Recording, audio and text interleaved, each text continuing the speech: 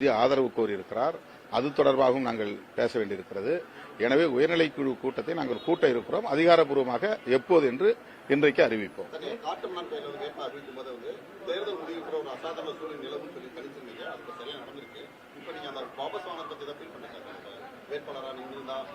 இல்ல அதெல்லாம் நான் ஒன்றும் ஃபீல் பண்ணல. அந்த நேரத்தில் அந்த முடிவு எடுத்தா அது அந்த நேரத்தில் சரி, அவ்வளவுதான்.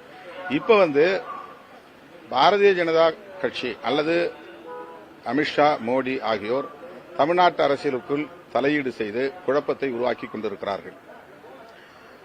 லார்ஜஸ்ட் பார்ட்டி, ஒரு தனி பெரும் கட்சியாக தமிழக வெற்றிக் கழகம் மக்களால் தேர்வு செய்யப்பட்டிருக்கிறது.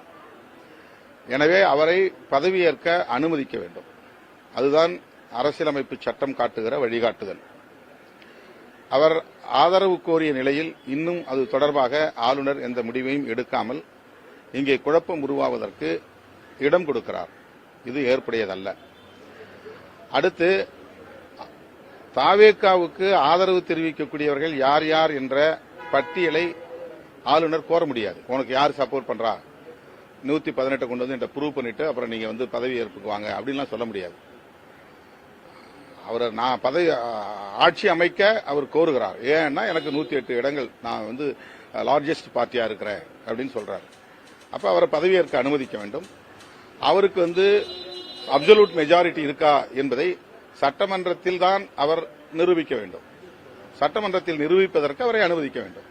அவ்வாறு இல்லாமல் காலம் தாழ்த்துவதன் மூலம் பாரதிய ஜனதா கட்சி திரைமறைவில் தலையீடு செய்து குழப்பத்தை ஏற்படுத்துகிறது என்கிற ஐயத்தை உருவாக்கியிருக்கிறது. இது ஜனநாயகத்திற்கு ஏற்புடையதல்ல. எங்களை பொறுத்தவரையில் மக்கள் அளித்த தீர்ப்பின்படி விஜய் அவர்கள் முதல்வராக பதவியேற்பதுதான் சரி. அதற்கு நாங்கள் ஒருபோதும் இடையூறாக இருக்க மாட்டோம். அதாவது என்னுடைய கருத்து, பாரதிய ஜனதா கட்சி தொடக்கத்திலிருந்து தமிழக வெற்றிக் கழகத்தை கையாளுகிறது என்பதுதான்.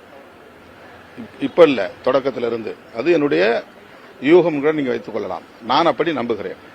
அதனால் அந்த கருத்தை சொன்னேன். இப்போதும் பாரதிய ஜனதா கட்சி அவரை கையாள துடிக்கிறது, அவரை கட்டுப்படுத்த முயற்சிக்கிறது, அவரை கட்டுக்குள் வைத்திருக்க நெருக்கடிகளை தருகிறது. இதுவும் என்னுடைய கருத்து. இந்த நிலையில் பாரதிய ஜனதா அல்லது RSS சங் பரிவார் கும்பல் அவரை கட்டுப்படுத்த முயற்சிக்கிற போது நாங்கள் காங்கிரசோடும் இடதுசாரிகளோடும் இணைந்து பணியாற்ற விரும்புகிறோம், ஆட்சி அமைக்க விரும்புகிறோம் என்று அவர் சொல்லியிருப்பதை நாங்கள் கன்சிடர் பண்ணுகிறோம். அது இதில் உள்ள நல்லது கெட்டது அல்லது நிறை குறை, எதிர்கால அரசியல் போக்குகள், இதை நாங்கள் பரிசீலிப்போம் என்று சொல்லியிருக்கிறோம். இது குறித்து ஒரு முடிவை முன்கூட்டியே நான் அறிவிக்க முடியாது. எங்கள் கட்சியில் உள்ள முன்னணி பொறுப்பாளர்கள் மற்றும் நாங்கள் தொடர்ந்து கருத்தியல் ரீதியாகவும் களப்பணிகள் அடிப்படையிலும் இடதுசாரிகளோடு பயணிக்க விரும்பி அதன்படி பயணித்துக் கொண்டிருக்கிறோம். எனவே அவர்கள் எடுக்கிற நிலைப்பாடு என்ன என்பதையும் அறிந்து நாங்கள் ஒரு முடிவை எடுப்போம். ஏற்கனவே சொன்ன அந்த கருத்தில் இன்றைக்கும் நான் உறுதியாக இருக்கிறேன். பாரதிய ஜனதாவின் ஒரு கையாளுதல், அந்த தாவேகாவை கையாளுகிற முயற்சி, அந்த அடிப்படையில் தான் அந்த கருத்தை நான் சொன்னேன். இன்னைக்கு அந்த சந்தேகம் எனக்கு இருக்கு. அதனால அதையும் நாங்கள் கருத்தில் கொண்டுதான் முடிவெடுப்போம்.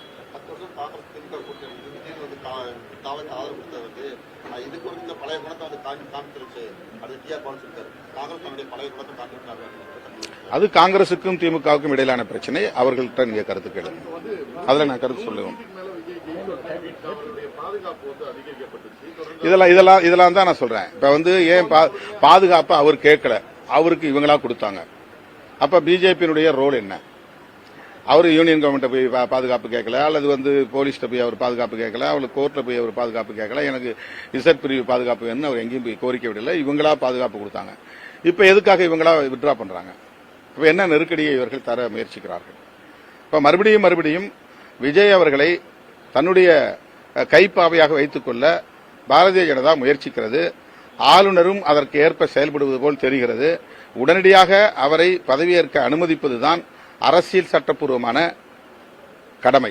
இதை ஆளுநர் செய்யவில்லை என்றால் தமிழ்நாட்டு அரசியலை மேலும் அவர்கள் குழப்பப் போகிறார்கள் என்றுதான் பொருள்.